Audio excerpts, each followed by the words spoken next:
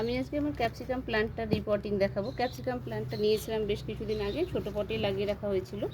আজকে একটু বড় পটে দিব। এই যে ফুল বেরিয়ে এসে সুন্দর, তাই এটার জন্য এটা খুব ছোট মনে হচ্ছে, তাই একটু বড় পটে করব। তার জন্য আমি মাটি নিয়ে নিয়েছি, নিয়েছি ভার্মি কম্পোস্ট, নিয়েছি ডিমের খোসা, কলার খোসা, পচা গোবর এবং গার্ডেন সয়েল,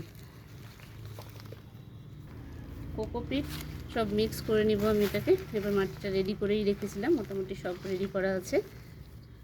ঝোলগুলো বন্ধ করার জন্য আমি নিয়েছি যে আমার ড্রাই লিভগুলো, এগুলো কম্পোস্ট হয়ে যাবে, সমস্যা নেই, এবং পরে ভালো হয়ে যায় এটা। এই যে আমি এবার মাটি দিয়ে দিলাম। এবার গাছটিকে আমি এতে পুরো,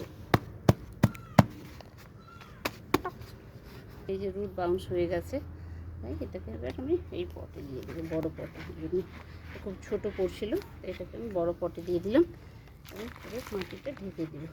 মাটি দেওয়ার সময় একটা জিনিস নোটিস করবে যে টবের যেন কিছুটা অংশ হাফ ইঞ্চি হলেও ফাঁকা, তার নিচে মাটি হাফ ইঞ্চির নিচেই মাটি রাখবে। কারণ জল যখন দেওয়া হয় তখন ওভার ওয়াটারিংয়ের জন্য জলটা মাটি বয়ে পুরো টবটাকে দেখতে খারাপ লাগে। তাই আমি তো এইভাবেই করি, জানি না কে কীভাবে করেন। গাছ লাগানোর পর আমরা সবাই জানি যে এটাকে একটু কিছুদিন সেমি শেড এরিয়ায়, একটু দু একদিন সেমি শেড এরিয়ায় রাখা ভালো। গাছটা ভালোভাবে লেগে গেলে তখন আমরা আমাদের গার্ডেনে নিয়ে আসবো।